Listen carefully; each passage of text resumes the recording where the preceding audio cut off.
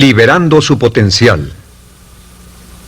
Hablando de potencial humano, ¿alguna vez se han preguntado a qué se debe la gran disparidad de resultados y desempeño entre una persona y otra? Una persona que percibe $250,000 anuales no es 10 veces más astuta ni mejor que una persona que percibe $25,000 anuales. ¿Por qué la diferencia de 10 veces sus ingresos? Y si tomamos a una persona que percibe $2,5 millones al año, ¿será esa persona 100 veces mejor, más astuta que la persona que gana $250,000? Imposible. En un estudio reciente de coeficiente intelectual probaron a 1,000 personas de una cierta población y llegaron a la conclusión de que la mejor persona entre los 1,000 solo era 2,5 veces más astuta que la persona de menor coeficiente intelectual. Solo 2,5 veces la disparidad, y tal vez eso sea con toda la población. ¿A qué supone que se debe la diferencia? Al hablar de potencial humano, llegamos a una fórmula que deduje hace algunos años. Tal vez eso lo explique un poco. La fórmula comienza con lo que llamamos AI. O sea, atributos innatos, las cualidades, la inteligencia, la habilidad, el temperamento, cosas con las que se nace que no pueden cambiarse mucho. Además de los atributos adquiridos. Estos atributos son muy importantes, son su educación, su capacitación, sus capacidades, su experiencia, conocimiento, sabiduría, etc., multiplicado por A, que es su actitud, es igual al potencial humano individual, o al desempeño humano individual o resultados individuales humanos. Ahora, de estos tres, los atributos innatos se traen desde el nacimiento. Los adquiridos pueden cambiarse, pero se necesita cierto tiempo para ello, aunque a veces cambiamos muy rápidamente. Cierta información valiosa puede cambiar dramáticamente su eficacia, pero las actitudes pueden aumentarse o disminuirse dramáticamente en segundos. Cada vez que mejoramos nuestra actitud, multiplicamos todas nuestras capacidades. Una actitud ha sido llamada acertadamente el lenguaje más importante del ser humano, la palabra más importante del idioma en el humano. Todo lo que hacemos en la vida, según un estudio en Harvard entre estudiantes ejecutivos, será en un 85% de actitudes. Un 85% de su éxito estará determinado por su actitud. Eso significa que está determinado por cuán positivo o cuánta actitud mental positiva se tenga. Las personas con actitudes mentales positivas tienden a avanzar más rápidamente, se mueven hacia la cima en organizaciones valiosas, ganan más dinero, sacan más satisfacción de la vida. Una actitud mental positiva no significa que baile por las calles y arroje flores. Solo significa que tome una actitud constructiva en general o se aproxime hacia su trabajo, su vida, sus problemas, relaciones, etc.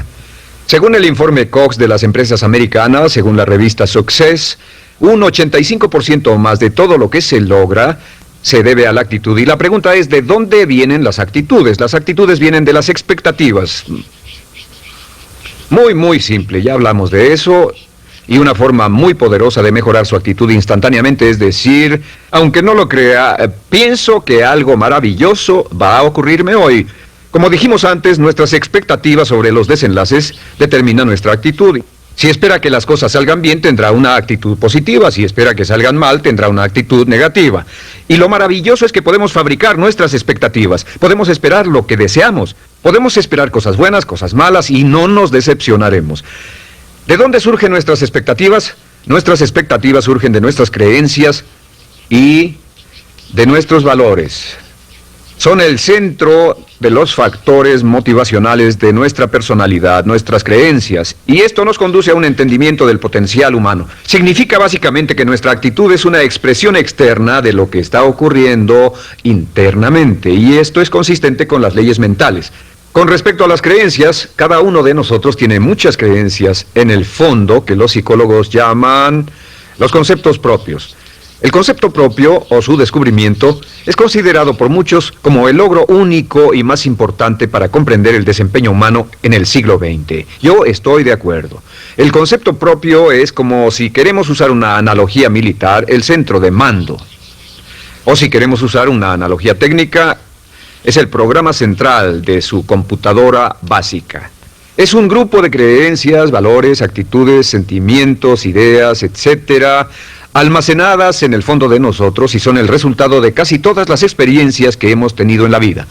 Y algunos investigadores dicen que el concepto propio comienza a formarse aún antes del nacimiento, pero el concepto propio, una vez colocado, Precede, predice y determina sus niveles de eficacia y desempeño en todas las áreas de nuestra vida. El concepto propio se convierte en el centro de mando o el programa maestro. El concepto propio de este grupo de creencias determina lo que dirá, lo que hará, cómo actuará, cómo se siente y reacciona, etc. ¿Qué significa esto? Significa que todas las mejoras en su vida externa, todos los cambios en su realidad comienzan con un cambio en su concepto propio. Les voy a explicar lo que significa. Esta es una gráfica muy simple. Hablamos de potencial humano y decimos que la persona promedio usa un 10% o menos de su potencial. Según investigaciones, tal vez es mucho menos. El Instituto Stanford Brain en Santa Clara, California, estima que tal vez se aproxime a un 2%. Seremos generosos y diremos que la persona promedio usa un 10%. Significa que en los mejores casos, la mayoría, como usted o yo, no usamos un 90% de nuestro potencial. Uno de los mejores filósofos, Oliver Wendell Holmes, dice que la tragedia de la persona promedio es que llegan a la tumba con su música aún por dentro. Aún están funcionando con mucho menos de su potencial total. Y esto es el potencial humano. Sabemos que existe una relación directa entre el potencial humano y el concepto propio. Pero como nuestros conceptos propios o nuestras estimaciones de nosotros mismos generalmente son mucho menores de lo que debieran ser, nuestro nivel de desempeño y eficacia también es menor. Sabemos que nuestro concepto propio es altamente subjetivo. ¿Qué significa esto? Significa que el concepto propio, lo que pensamos que es cierto sobre nosotros mismos, no está basado en la realidad, está basado en información que hemos tomado y aceptado como cierto, hasta el grado en que creemos lo que sea de nosotros mismos y se vuelve cierto para nosotros porque actuamos de una forma consistente con ello. Algunas personas que leen sus horóscopos y creen en horóscopos predicen su futuro. Hay algunas personas que toman la crítica y las opiniones de otros a quienes ni siquiera respetan y hacen suyas esas ideas, dando un resultado muy negativo. Lo que piense, lo que acepte como cierto, se vuelve cierto para usted. También sabemos que como adultos tenemos una variedad de conceptos propios. Tenemos un concepto propio de cómo vestirnos, cuánto pesamos, lo que comemos, lo bien que podemos hablar en público, qué tipo de padres somos, qué tipo de hijos somos con nuestros padres, qué tipo de esposo o esposa somos, qué tipo de amante, de conductor. Lo interesante de manejar es que todos los hombres tienen un concepto muy positivo con respecto a esto. Las mujeres no entienden esto, pero los hombres nacen con un genio inherente para manejar. Todos los hombres son choferes excelentes. Si no lo creen, todo lo que tienen que hacer las mujeres que están viendo esto es pensar en la última vez que trataron de corregir la forma de conducir de un hombre y recordarán que no obtuvieron buenas respuestas. ¿Cómo respondemos ante alguien que desafía nuestro concepto propio sugiriendo que no somos las personas que pensamos ser? Estamos a la defensiva, nos enfadamos, nos irritamos, es difícil que nos traten.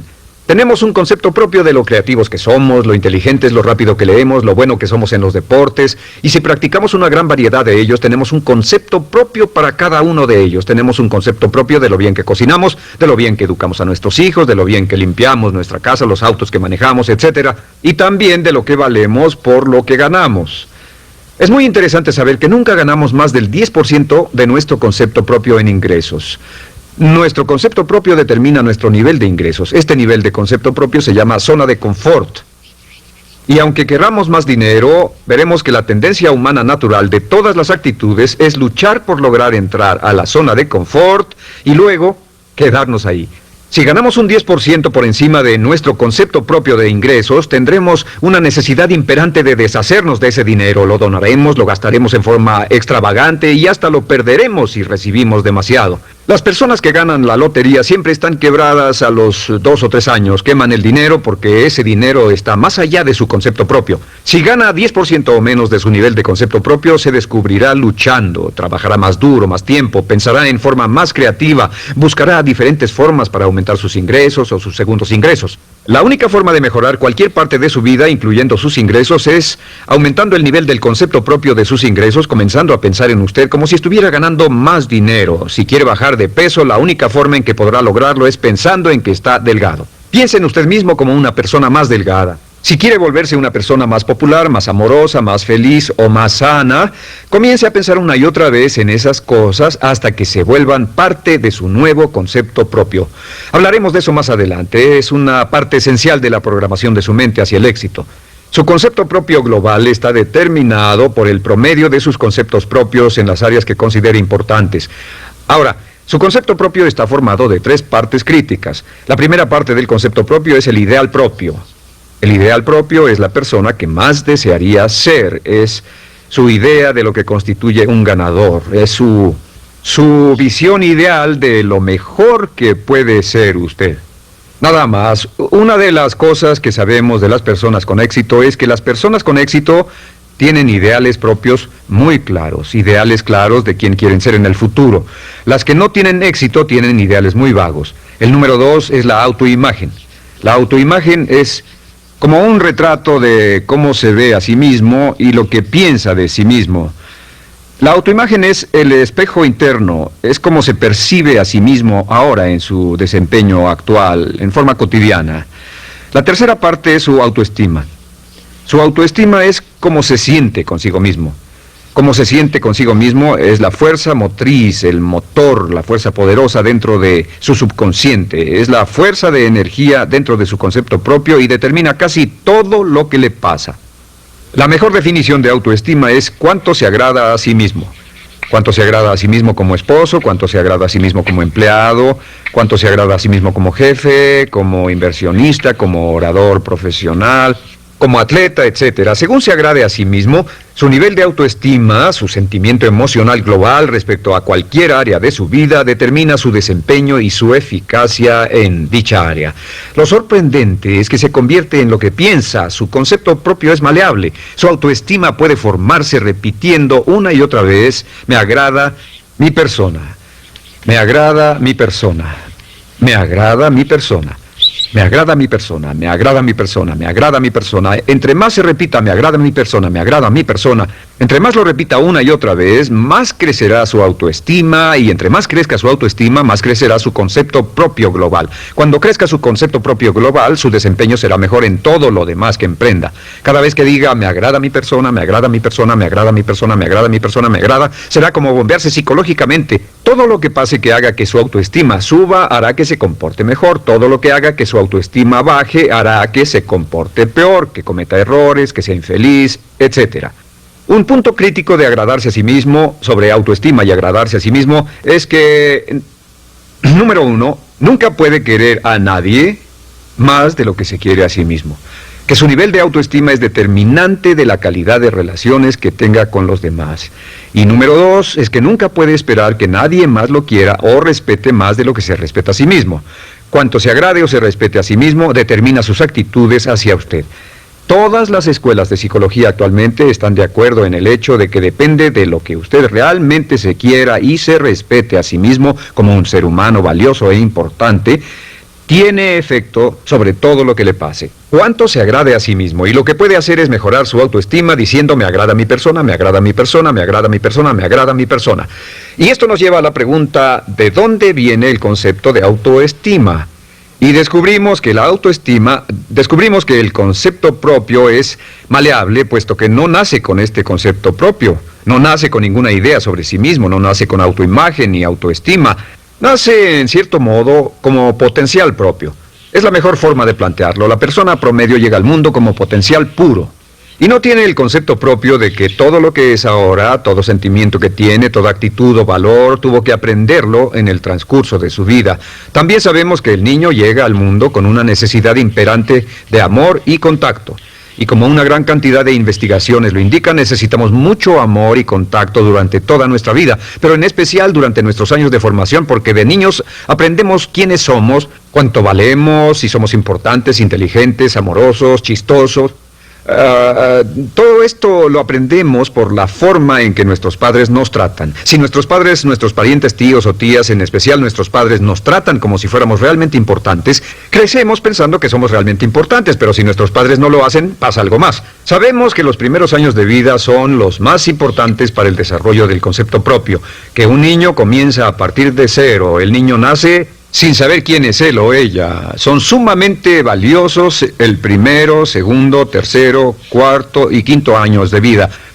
Algunos psicólogos pensaban que eran los 5 primeros años, pero ahora dicen que son los 3 primeros años. En sus 3 primeros años de vida el niño aprende quién es y dicen que si se les da suficiente cantidad y buena calidad de amor en los 3 a 5 primeros años, los prepara usted de por vida. Los coloca en una base sólida de autoestima y confianza en sí mismos, valor e importancia realmente. Existe una relación directa entre la calidad y la cantidad de amor y el desarrollo de una personalidad sana. Entre más amor, amor incondicional, reciba un niño en sus años formativos, más fuerte será la base de su personalidad. El reverso de la educación es que casi todos los problemas de psicosis, neurosis, perturbaciones de la personalidad y problemas de comportamiento surgen de los problemas que se tengan con el concepto propio. Ahora observemos a los adultos. Aquí está nuestra personalidad adulta. Si nos observamos, podemos llegar a reparar nuestras bases, por así decirlo, repitiéndonos una y otra vez: me agrada mi persona, me agrada mi persona, me agrada mi persona, y llevamos ese concreto reparador hacia la base de nuestra personalidad. Los niños necesitan el amor como las rosas necesitan la lluvia. Los niños que carecen de amor a menudo mueren por escasez de amor. Es una enfermedad llamada marisma. Ahora, ¿qué más sabemos sobre los niños? Sabemos que los niños llegan al mundo con dos atributos notables. El primero es que no sienten temor. Los niños nacen sin temores. No temen a nada excepto a caerse y a los ruidos fuertes. Y esto se expresa en sus actitudes: yo puedo. Los niños llegan al mundo pensando que pueden hacer cualquier cosa, y quien haya criado a un niño hasta la edad de 3, 4 o 5 años sabe que debe pasar esos primeros años evitando que se maten, porque son como pilotos japoneses, porque no le tienen miedo a nada. Su segundo atributo es que llegan al mundo totalmente espontáneos. Dicen lo que quieren, hacen lo que quieren, son totalmente desinhibidos. Totalmente. Ellos no temen hacer nada de lo que desean, y esto se expresa en su actitud: no quiero. No tengo que hacerlo. Si ha tratado de controlar a un niño, lo habrá visto. Lo primero que dicen cuando comienza a darle órdenes, lo primero que aprenden es: no tengo que hacerlo. Claro, a veces cambiamos sus mentes de una u otra forma, pero estos son los dos atributos con los que los niños llegan al mundo. Llegan al mundo sin temores y desinhibidos. ¿Qué significa esto? Significa que nuestro derecho innato natural es no ser temerosos y ser desinhibidos. Y solo cuando podemos crear la misma situación en nuestra vida adulta, cuando no tememos y somos desinhibidos, nos sentimos a gusto con nosotros mismos. Las mejores organizaciones, las mejores compañías son las que crean un ambiente donde nos sentimos sin temores y sin reservas para ser nosotros mismos y para hacer lo mejor de nosotros. Al crecer descubrimos que los niños aprenden de dos maneras. La primera es por imitación. Imitan a uno o a ambos padres, en especial al padre dominante. Algunas veces el padre dominante cambiará cuando crezca el niño, y a veces los niños imitan al padre, a veces a la madre, pero aprenden por imitación. Muchas características y hábitos que tenemos como adultos los aprendimos de nuestros padres. ¿Alguna vez ha tenido la ocasión de gritarle o reñirle a uno de sus hijos? Verá que le dice las mismas cosas que le dijo su padre a usted cuando era niño. Así que imitamos. A veces imitamos su caminar, a veces su forma de hablar, a veces imitamos sus valores, sus creencias, etc. Aunque esos valores y esas creencias no tengan ningún valor. ¿Por qué? Porque nuestros padres eran así cuando nosotros éramos niños. La segunda forma en que aprendemos es pasando de la incomodidad, lo que no se siente bien, hacia la comodidad. Freud llamó a esto el principio del placer. O sea que nos movemos hacia aquello que nos hace sentir cómodos, lo que nos da placer, lo que nos hace sentir bien con nosotros. Nos movemos de la incomodidad hacia la comodidad. Así es como aprendemos a no mojar el pañal, por ejemplo. Sabemos que no es agradable caminar con popó o pipí en nuestros pañales. Vemos lo que hacen nuestros padres, vemos lo que nuestros parientes hacen y decimos: estas personas no hacen lo que yo. Así aprendemos a caminar y lo demás. Así que de la incomodidad hacia la comodidad. Durante toda nuestra vida, por cierto, así es como aprendemos. Imitamos leyendo lo que otras personas hacen, estudiando libros y en el trabajo, imitamos cuando vamos a la escuela, y hacemos lo que nos da resultados positivos, lo que nos da refuerzos positivos, y hacemos cada vez menos las cosas que nos causan incomodidad o dolor. Ahora, muy temprano en la vida, como equivocación o como resultado de una equivocación que los padres cometen en la crianza, los niños comienzan a aprender hábitos y patrones negativos. Los patrones y hábitos negativos tienen sus raíces principalmente en la crítica destructiva. La crítica destructiva comienza muy temprano en la vida, a veces en los primeros meses. Y la crítica destructiva la usan los padres para dirigir y controlar a sus hijos. Desafortunadamente, tiene un efecto muy peligroso y dañino sobre nosotros, ya que la crítica destructiva tiende a minar la integridad de la personalidad del niño. Muchos de nosotros, incluyéndome a mí y a muchos de ustedes, nos hemos visto minados y heridos por la crítica destructiva más que todas las guerras en la historia. Ahora, como resultado de la crítica destructiva, comenzamos a desarrollar hábitos y patrones negativos. Los patrones de hábitos negativos son respuestas condicionadas hacia los estímulos. Los patrones de hábitos negativos se desarrollan en los inicios de la vida. Se desarrollan como resultado de una repetición del temor y el dolor una y otra vez. Se desarrollan como resultado de la crítica destructiva, el castigo físico, etc. En los inicios de la vida comenzamos a desarrollar dos manifestaciones que nos persiguen durante toda nuestra vida y más que ninguna otra cosa inhiben nuestro potencial. La primera es la llamada patrón de hábito negativo inhibido. El patrón de hábito negativo inhibido se aprende cuando al niño le dicen una y otra vez no. Aléjate de ahí, no toques eso, y se le castiga. Cuando el niño intenta algo nuevo, o se involucra con algo, o huele algo, o derrama algo, o rompe algo accidentalmente, el padre estalla y se enfada mucho. Como ven, el niño está impulsado por la curiosidad insaciable de explorar su mundo. Y lo que pasa es que cuando lo explora o se interesa y echa a perder algo, si el padre reacciona golpeando al niño, el niño comienza a pensar cada vez que intento algo nuevo, cada vez que intento algo diferente, cada vez que voy más allá de mis límites, cada vez que me salgo de mi zona de comodidad, cada vez que no juego sanamente, me golpean, me castigan, me lastiman, me envían a mi alcoba y me siento mal. Y muy pronto el niño desarrolla el sentimiento de no puedo, no puedo. No puedo. Cada vez que trato algo diferente, me castigan. No puedo, no puedo, no puedo. Es como la respuesta de Pavlov. Pavlov sonaba la campana y le daba de comer a un perro, y el perro salivaba, y Pavlov alimentaba al perro. Mientras sonaba la campana, el perro salivaba y siguió haciendo eso, y después Pavlov solo sonaba la campana y el perro salivaba. Lo que pasa en la vida adulta es que esto crea lo que llamamos temor al fracaso. El temor al fracaso es una respuesta condicionada a un proceso de crítica destructiva que ocurre en los primeros 5 o 6 años de la vida. El temor al fracaso automáticamente nos activa, nos sentimos ansiosos, tensos, intranquilos, sentimos presiones y estrés en nuestro plexo solar, sentimos ganas de retirarnos del evento, y el temor al fracaso es la razón principal por los fracasos en la vida adulta. Es la razón principal por la que evitamos cumplir plenamente nuestro potencial. De hecho, todos los patrones de hábitos negativos se experimentan en el cuerpo físico. Puedes saber cuál es un patrón de hábito negativo porque se siente en el cuerpo físico, precisamente. El patrón de hábito negativo inhibido, el temor al fracaso, el no puedo, ocurre primero que todo en el plexo solar. ¿Ha tenido la ocasión donde debe hablar frente a un grupo, debe ir a una revisión de su desempeño, o debe hacer una llamada determinante? Primero su plexo solar se aprieta. Si el temor continúa, su respiración se acelera. Su corazón comienza a latir apresuradamente, su frecuencia respiratoria aumenta y le duele la cabeza como migraña en la parte frontal, su garganta se le cierra y no puede hablar y se le seca la boca por completo, y como se pone tan tenso y asustado, va corriendo al baño.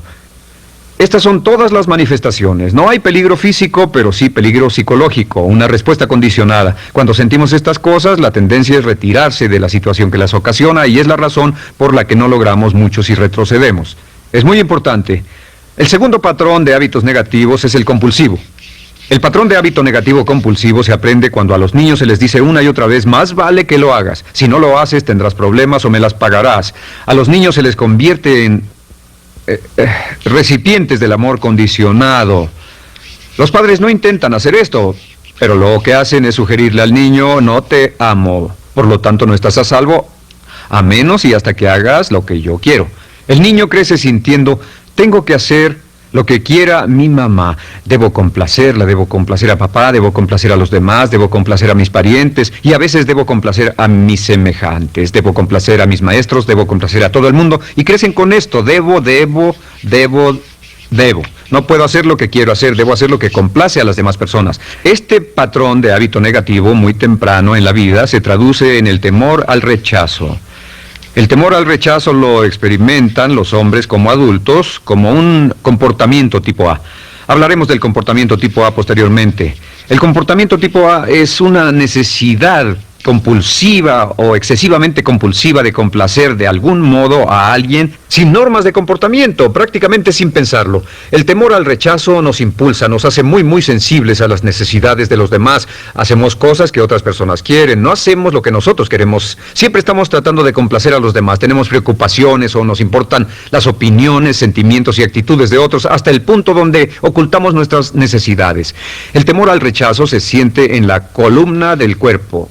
Se divide el cuerpo a la mitad y se siente hacia abajo en la mitad posterior del cuerpo. El primer lugar donde comienza a sentirse el temor al rechazo es generalmente en los hombros y el cuello. Nos sentimos entumidos, duros, tensos. Cuando tenemos mucho que hacer sentiremos un estrés tremendo en la columna. Los músculos se estiran en la parte posterior. A veces se manifestará como flebitis y venas varicosas y a menudo nos darán dolores de cabeza en la parte posterior de esta porque las arterias carótidas que llevan la sangre hasta la cabeza, los músculos a su alrededor se contraen y la cantidad de sangre que fluye hacia la cabeza fluye más lentamente y se siente un terrible dolor de cabeza en la parte posterior.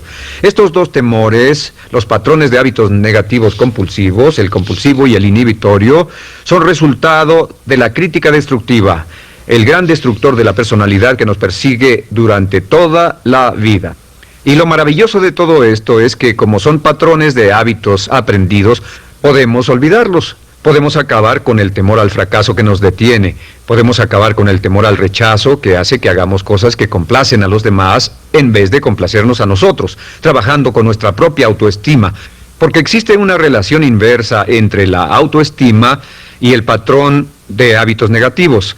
Porque entre más se agrade a sí mismo, menos teme al fracaso. Entre más se agrade a sí mismo, menos teme al rechazo. Entre más se agrade a sí mismo, menos temerá a cualquier cosa. Y si sigue repitiendo, me agrada mi persona, me agrada mi persona, me agrada mi persona una y otra vez, si sigue diciendo esto, con el tiempo su autoestima sube más y más y más y más y sus temores desde luego bajan. Cuando su autoestima sube, sus temores van en dirección opuesta. Ahora, ¿cómo enfrentar la crítica destructiva si debe criticar a otras personas? Pues eso es muy simple. Muchos padres nos han preguntado eso. ¿Cómo se controla a los niños? Una de las claves para controlar a los niños es dirigirlos para que hagan algo constructivo en lugar de hacer algo destructivo. Otra cosa que debe recordarse es que lo que quiere hacer es que quiere dar una crítica informativa, crítica constructiva, lo que significa que se les dice a los niños lo que pueden hacer o a los adultos lo que pueden hacer mejor. Todo el propósito de dar retroalimentación de cualquier tipo es mejorar el desempeño. Si es padre o si es jefe o si es una persona en una relación, si una persona está haciendo algo malo o inadecuado, todo el propósito de darles cualquier tipo de retroalimentación es para que puedan hacerlo mejor. Sin embargo, existe una relación directa entre la autoestima y la crítica destructiva. Cada vez que se critica a una persona, su autoestima baja. Y cada vez que su autoestima baja, su habilidad para desempeñarse baja. Si critica a una persona en forma destructiva demasiado tiempo, llegará a un punto donde no intentarán nada. Se convierte en lo que llamamos hipersensible. Un adulto hipersensible es aquel que no puede aceptar críticas de nadie. Un adulto hipersensible es una persona que está muy tensa, ansiosa, si siquiera sugiere que no está haciendo lo correcto. Si trata con un adulto hipersensible, la clave es sentarlo y recordar 4 cosas. Número 1, comenzar con alabanzas. Número 2, proteja la autoestima de la persona a toda costa. Número 3, discuta el desempeño y no a la persona. Hable del comportamiento más que de la persona. Y número 4 es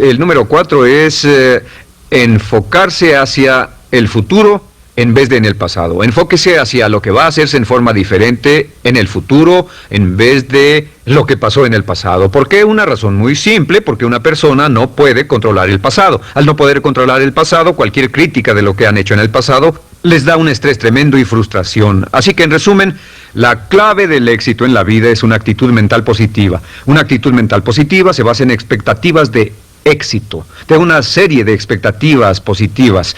Esa serie de expectativas positivas se basa en sus creencias y en su concepto de sí mismo. El centro de su concepto propio que determina su eficacia en la vida es su autoestima, y su autoestima se mide por cuanto se valore a sí mismo. Las dos cosas que nos frenan más que nada son el temor al fracaso y el temor al rechazo.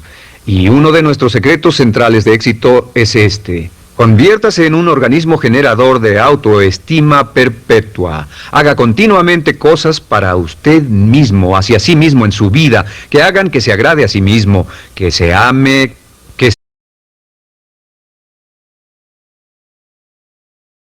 se acepte, que se respete, que hagan que se sienta fantástico con usted mismo.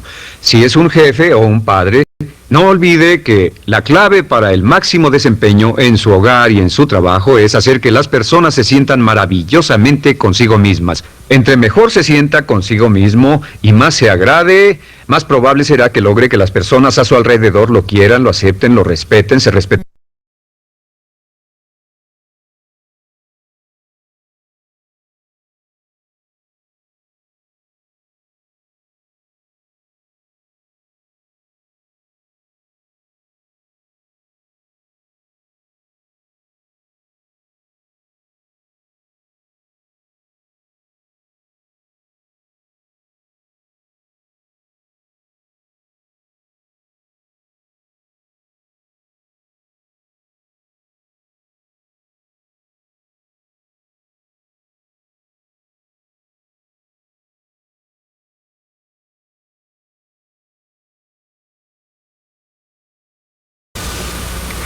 Su central de fuerza subconsciente.